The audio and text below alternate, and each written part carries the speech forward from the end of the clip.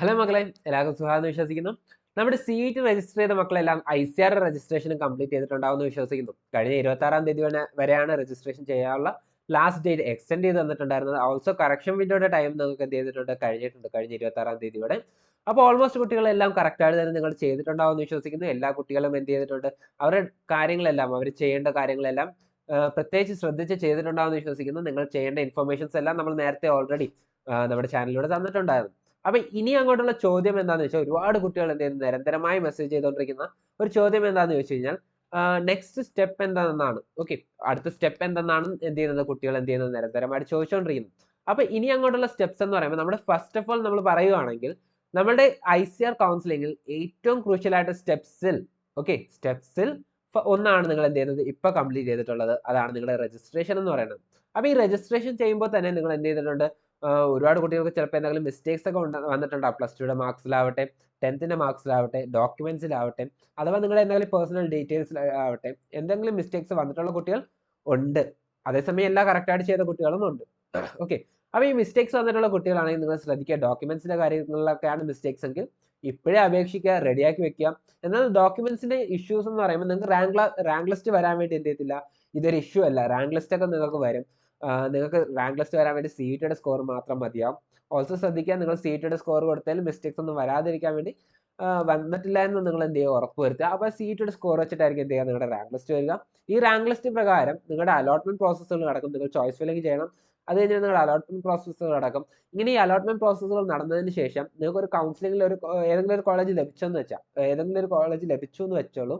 അത് കഴിഞ്ഞിട്ട് ആ യൂണിവേഴ്സിറ്റി നിങ്ങളുടെ വെരിഫിക്കേഷൻ നടത്തും. നിങ്ങൾ കൊടുത്ത ഡോക്യുമെന്റ്സിന്റെ വെരിഫിക്കേഷൻ നടത്തുമ്പോൾ എന്തെങ്കിലും പ്രശ്നമുണ്ടെങ്കിൽ അവർ നിങ്ങൾ നോട്ടിഫൈ ചെയ്യും. ഓക്കെ, ആ സമയമാകുമ്പോഴേക്കും അവർ നിങ്ങളുടെ ഡാഷ്ബോർഡിൽ അത് അറിയിക്കും. അപ്പോൾ അതനുസരിച്ച് നിങ്ങൾ ആ ഡോക്യുമെന്റ് എന്ത് ചെയ്യണം, റെക്ടിഫൈ ചെയ്യണം. നിങ്ങളോട് പുതിയ ഡോക്യുമെന്റ് എന്ത് ചെയ്യണം, അവിടെ കൊടുക്കേണ്ടതുണ്ട്. അപ്പോൾ അതിനുവേണ്ടി നിങ്ങൾ ഇപ്പോഴേ എന്ത് ചെയ്യുക, റെഡിയാക്കി വെക്കുക. ആ സമയമാകുമ്പോഴേക്കും നമ്മൾ നേരത്തെയും രജിസ്ട്രേഷന് മുമ്പ് നമ്മൾ ഒരുപാട് വട്ടം പറഞ്ഞിട്ടുള്ള കാര്യമാണ് ഡോക്യുമെന്റ്സിന്റെ കാര്യം റെഡിയാക്കി വെക്കുക. എന്നിട്ട് പോലും പല കുട്ടികളും എന്ത് ചെയ്തിട്ടില്ല. അത് കാരണം അവർക്ക് ഇപ്പോൾ വീണ്ടും ഒരു ചാൻസ് ലഭിക്കുകയാണ്. നിങ്ങൾ എന്ത് ചെയ്യുക, രജിസ്റ്റർ ചെയ്യാൻ, നിങ്ങൾ കൊടുത്ത ഡോക്യുമെന്റ്സിൽ എന്തെങ്കിലും പ്രശ്നം ഉണ്ടെങ്കിൽ റെഡിയാക്കി വെച്ചേക്കുക. ആ സമയമാകുമ്പോൾ എന്ത് ചെയ്താൽ മതി, കൊടുത്താൽ മതി. ഓക്കെ, അതാണ് നിങ്ങൾക്കുള്ള ഓപ്ഷൻ എന്ന് പറയുന്നത്. ഓൾസോ വേറെ ഒരു കാര്യം ശ്രദ്ധിക്കേണ്ടത്, നമ്മുടെ നെക്സ്റ്റ് പ്രോസസ്സുകൾ എന്തൊക്കെയാണെന്ന് ചോദിച്ചു കഴിഞ്ഞാൽ, നിങ്ങൾക്ക് ഇനി ഫീ പേയ്മെന്റ് ഉണ്ട്. ഓക്കെ, ഇതുവരെ നിങ്ങൾ ഫീ പേയ്മെന്റ് ചെയ്തിട്ടില്ല. നിങ്ങൾക്ക് എന്ത് ചെയ്തിട്ടുണ്ട്, നിങ്ങൾ രജിസ്ട്രേഷൻ കംപ്ലീറ്റ് ചെയ്തപ്പോൾ അവിടെ ഡാഷ്ബോർഡിൽ തന്നെ നിങ്ങൾക്ക് എന്ത് ചെയ്യാൻ കഴിഞ്ഞു, രജിസ്ട്രേഷൻ കംപ്ലീറ്റഡ്, ഫീ പെയ്ഡ് എന്ന് പറഞ്ഞിട്ട് നിങ്ങൾക്ക് എന്ത് ചെയ്തിട്ടുണ്ട്, അവിടെ കാണിച്ചിട്ടുണ്ട്. ആക്ച്വലി ഫീ പെയ്ഡ് ഒന്നും അല്ല, ഇപ്പൊ ഫീ അടയ്ക്കേണ്ടാത്തത് കൊണ്ട് അവർ ഫീ പെയ്ഡ് എന്ന് കൊടുത്തു എന്ന് മാത്രമേ ഉള്ളൂ. ഫീ നിങ്ങൾ അടയ്ക്കേണ്ടതുണ്ട്. ഇത് എപ്പോഴാണ് അടയ്ക്കേണ്ടത്, നിങ്ങളുടെ online choice filling. Okay, choice filling ചെയ്ത് കഴിഞ്ഞിട്ടാണ് നിങ്ങൾ എന്ത് ചെയ്യേണ്ടത്, നിങ്ങളുടെ ഫീ പേയ്മെന്റ് നടത്തേണ്ടത്. ഓൾമോസ്റ്റ് 500 റുപ്പീസ് എന്തോ ആയിരിക്കും. ലാസ്റ്റ് ഇയർ 500 ആയിരുന്നു, ഈ വർഷം അങ്ങനെ ആയിരിക്കും എന്ന് വിശ്വസിക്കുന്നു. അപ്പൊ അത് വരുന്നതനുസരിച്ച് നമ്മൾ എന്ത് ചെയ്യാം, അപ്ഡേറ്റ് ചെയ്യാൻ വേണ്ടി ശ്രമിക്കാം. ഓൾസോ ഒരു കാര്യം പ്രത്യേകിച്ച് പറയാനുള്ളത്, നിങ്ങൾക്ക് ഈ പ്രോസസ്സുകളിലൊക്കെ എന്തെങ്കിലും ഡൗട്ട്സ് ഉണ്ടെങ്കിൽ, പ്രത്യേകിച്ച് കുട്ടികൾക്ക് എന്തെങ്കിലും ഡൗട്ട്സ് ഉണ്ടെങ്കിൽ, പാരന്റ്സ് എന്തെങ്കിലും ഡൗട്ട്സ് ഉണ്ടെങ്കിൽ നിങ്ങൾ എന്ത് ചെയ്യുക, താഴെ നമ്മുടെ കൗൺസിലിംഗിന്റെ ഡീറ്റെയിൽസ് കൊടുത്തിട്ടുണ്ട്. ഓക്കെ, നിങ്ങൾക്ക് താഴെ നമ്പർ കാണാം. ഈ നമ്പറിൽ മെസ്സേജ് ചെയ്ത് കഴിഞ്ഞാൽ നിങ്ങൾക്ക് കൗൺസിലിംഗ് ഗ്രൂപ്പിലോട്ടും അതേപോലെ നമ്മുടെ പേഴ്സണലൈസ് മെന്റർഷിപ്പിലോട്ടും നിങ്ങൾക്ക് എന്ത് ചെയ്യാൻ വേണ്ടി ജോയിൻ ചെയ്യാൻ വേണ്ടി കഴിയും.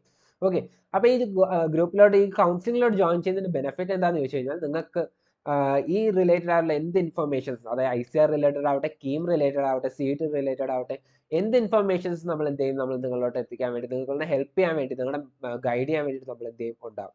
അപ്പോൾ നിങ്ങൾക്ക് എന്ത് ഡൗട്ട്സ് ഉണ്ടെങ്കിലും നിങ്ങൾക്ക് എന്ത് ചെയ്യാൻ മതി, എൻ്റെ അടുത്ത് ചോദിക്കാം, പേഴ്സണലായിട്ട് തന്നെ ചോദിക്കാം. ഓൾസോ ഗ്രൂപ്പിൽ നിങ്ങൾക്ക് മെസ്സേജ് ചെയ്യാം. നിങ്ങളെപ്പോലെ തന്നെ മറ്റേ 300+ കുട്ടികൾ എന്ത് ചെയ്യുന്നുണ്ട്, ഇപ്പം നിലവിൽ ഗ്രൂപ്പിലുണ്ട്. അപ്പോൾ അവരുമായിട്ട് നിങ്ങൾക്ക് ഇന്ററാക്ട് ചെയ്യാനുള്ള ഓപ്ഷൻസ് ഉണ്ട്.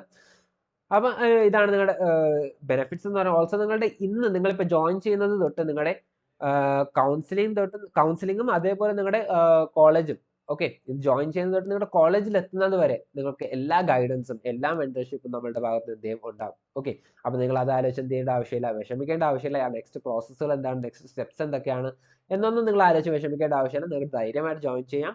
നിങ്ങളെ ഹെൽപ്പ് ചെയ്യാൻ വേണ്ടി നമ്മൾ എപ്പോഴും ഉണ്ടായിരിക്കുന്നതായിരിക്കും. അപ്പോൾ അത് ശ്രദ്ധിക്കാം. ഓൾസോ നമ്മുടെ നെക്സ്റ്റ് പ്രോസസ്സുകളുടെ കാര്യം പറയുമ്പോൾ, നെക്സ്റ്റ് നമുക്ക് എന്ത് ചെയ്യണം, ഓൺലൈൻ നമ്മുടെ റാങ്ക് ലിസ്റ്റ് വരണം. റാങ്ക് ലിസ്റ്റ് വന്നതിന് ശേഷം നിങ്ങൾക്ക് എന്ത് ചെയ്യണം, നിങ്ങളുടെ ഓൺലൈൻ ആപ്ലിക്കേഷൻസ് അഥവാ ഓൺലൈൻ ചോയ്സ് ഫില്ലിംഗ് നടത്തണം. അപ്പോൾ ഈ ചോയ്സ് ഫില്ലിംഗ് നമ്മൾ തന്നെ ചെയ്തു തരാം. നിങ്ങൾ ജോയിൻ ചെയ്താൽ മതി. നമ്മൾ തന്നെ ചെയ്തു തരാം നിങ്ങൾക്ക്. അപ്പോൾ അതിൽ അതായത് ചോയ്സ് ഫില്ലിംഗ് ചെയ്യുമ്പോൾ നിങ്ങൾ ശ്രദ്ധിക്കുക, കീം പോലെ നിങ്ങൾക്ക് എന്ത് ചെയ്യാൻ പറ്റുന്നില്ല, ഇവിടെ ചോയ്സ് ഫില്ല് ചെയ്യാൻ വേണ്ടി കഴിയത്തില്ല. കീമിൽ നിങ്ങൾക്ക് എന്ത് ചെയ്യാം, ഒരു ഹൈറാർക്കി ഓർഡറിൽ നിങ്ങൾക്ക് അങ്ങ് കൊടുത്തു കഴിഞ്ഞാൽ ഓക്കെയാണ്, നിങ്ങൾക്ക് അതനുസരിച്ച് നിങ്ങൾ പരിഗണിക്കും. പക്ഷേ CUT അഥവാ ICR കാര്യത്തിൽ വരുമ്പോൾ നിങ്ങൾ അവിടെ ശ്രദ്ധിക്കേണ്ട കാര്യം നിങ്ങളുടെ മാർക്ക് അനുസരിച്ചിട്ടുള്ള ചോയ്സ് ഫില്ലിംഗ് ചെയ്തില്ല എങ്കിൽ നിങ്ങൾക്ക് എന്ത് ചെയ്യും സീറ്റ് നഷ്ടപ്പെടാനുള്ള ചാൻസ് ഉണ്ട്. അപ്പോൾ ആ കാര്യങ്ങളൊന്ന് ശ്രദ്ധിച്ചേക്കാം. നെക്സ്റ്റ് ഓഫ് ഓൾ നമ്മൾ പറയാനുള്ളത് ഈ ചോയ്സ് ഫില്ലിംഗ് കഴിഞ്ഞിട്ട് ഫീസ് പേയ്മെന്റ് ചെയ്യുക. ഫീ പേയ്മെന്റ് ചെയ്ത് കഴിഞ്ഞിട്ട് പിന്നെ അവരെന്ത് ചെയ്യും അവരുടെ അലോട്ട്മെന്റ് ലിസ്റ്റുകൾ എന്ത് ചെയ്യും റിലീസ് ചെയ്യും. ഓക്കെ, അലോട്ട്മെന്റ് ലിസ്റ്റുകൾ വരുന്നതനുസരിച്ചാണ് നിങ്ങൾക്ക് അലോട്ട്മെന്റ് ലഭിച്ചു കഴിഞ്ഞാൽ നിങ്ങൾക്ക് ഒന്നില്ലെങ്കിൽ ആ കോളേജിൽ ജോയിൻ ചെയ്യാം, ആ യൂണിവേഴ്സിറ്റി നിങ്ങൾക്ക് ഇഷ്ടപ്പെടുവാണെങ്കിൽ ജോയിൻ ചെയ്യാം. അതല്ലെങ്കിൽ നിങ്ങൾ എന്ത് ചെയ്യാം ഹയർ ഓപ്ഷൻ വെക്കാം. ഹയർ ഓപ്ഷൻ വെച്ചിട്ട് നിങ്ങൾക്ക് കുറച്ചുകൂടി ഇൻട്രസ്റ്റ് ഉള്ള കോളേജിലോട്ട് പോകാൻ വേണ്ടി കഴിയും. അതിനുവേണ്ടി ഫ്രീസും ഫ്ലോട്ടും എന്ന് പറഞ്ഞ 2 ഓപ്ഷൻസ് ഉണ്ടാവും. ആ ഓപ്ഷൻസ് നിങ്ങൾ കൊടുത്തു കഴിഞ്ഞാൽ അതനുസരിച്ചിട്ടുള്ള മൂവ്മെന്റ്സ് നിങ്ങൾക്ക് എന്ത് ചെയ്യാൻ പറ്റും ഉണ്ടാക്കാൻ വേണ്ടി കഴിയും. ഓക്കെ, ആ കാര്യം ശ്രദ്ധിക്കാം. അങ്ങനെ നിങ്ങൾക്ക് വേറെ ഓപ്ഷൻ വേറെ ഒരു സീറ്റിൽ ലഭിക്കുകയാണെങ്കിൽ വേറെ ഒരു യൂണിവേഴ്സിറ്റി ലഭിക്കുകയാണെങ്കിൽ ആ യൂണിവേഴ്സിറ്റി നിങ്ങൾക്ക് നെക്സ്റ്റ് അലോട്ട്മെന്റ് ലഭിക്കും. ലഭിച്ചു കഴിഞ്ഞാൽ നിങ്ങൾക്ക് എന്ത് ചെയ്യും ആ യൂണിവേഴ്സിറ്റിയോട് ജോയിൻ ചെയ്യാം. അതല്ലെങ്കിൽ അവിടെ നിന്നും ഹയർ ഓപ്ഷൻ വെക്കാം. ഇതാണ് നിങ്ങൾക്കുള്ള ഓപ്ഷൻസ്. അങ്ങനെ 4 അലോട്ട്മെന്റ്സ് നിങ്ങൾക്ക് മുമ്പിൽ ഉണ്ട്. ഓക്കെ, ഈ 4 അലോട്ട്മെന്റ്സിലായിട്ട് നിങ്ങൾക്ക് എന്ത് ചെയ്യാം ഇതേപോലെ ഹയർ ഓപ്ഷൻ വെച്ച് പോകാനുള്ള ഓപ്ഷൻസ് ഉണ്ട്. പക്ഷെ ഫോർത്ത് അലോട്ട്മെന്റിനുള്ളിൽ നിങ്ങൾക്ക് ഏതാണോ കിട്ടുന്നതെന്ന് വെച്ചാൽ ആ യൂണിവേഴ്സിറ്റിയിൽ നിങ്ങൾ ജോയിൻ ചെയ്യേണ്ടിയിരിക്കുന്നു. അവിടെ നിന്ന് നിങ്ങൾക്ക് ഒരു ഹയർ ഓപ്ഷൻ വെക്കാൻ വേണ്ടി കഴിയത്തില്ല. അത് കഴിഞ്ഞ് പിന്നെ മോപ്പപ്പ് അലോട്ട്മെന്റ് ഉണ്ട്, പിന്നെ സ്പോട്ട് അലോട്ട്മെന്റ് ഉണ്ട്. ഈ മോപ്പപ്പ് വരെ മാത്രമായിരിക്കും ICR നടത്തുക. സ്പോട്ട് അലോട്ട്മെന്റ് നടത്തുന്നത് ആരായിരിക്കും? എല്ലാ യൂണിവേഴ്സിറ്റീസും സെപ്പറേറ്റ് ആയിരിക്കും. അതായത് അവരുടെ യൂണിവേഴ്സിറ്റീസിൽ സീറ്റ്സ് ബാക്കിയുണ്ടെങ്കിൽ മാത്രം അവർ എന്ത് ചെയ്യും സ്പോട്ട് അലോട്ട്മെന്റ് നടത്താൻ നിങ്ങൾ അവിടെ പോയി ജോയിൻ ചെയ്യണം. അപ്പോൾ അതാണ് നിങ്ങളുടെ പ്രോസസ്സുകളും കാര്യങ്ങളും.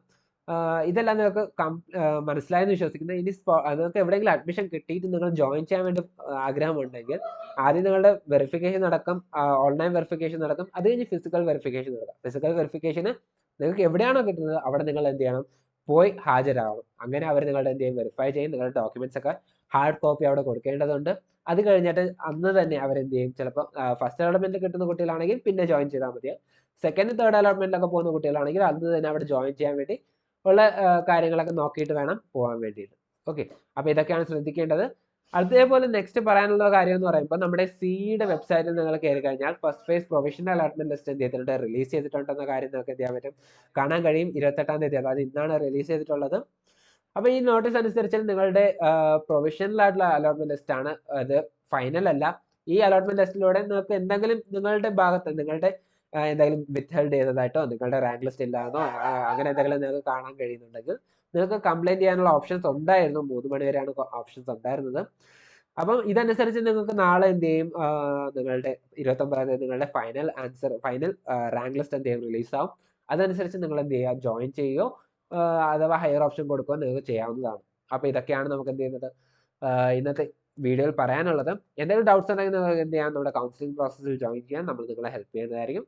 അടുത്ത വീഡിയോ കാണുന്നതുവരെ ബൈ ബൈ.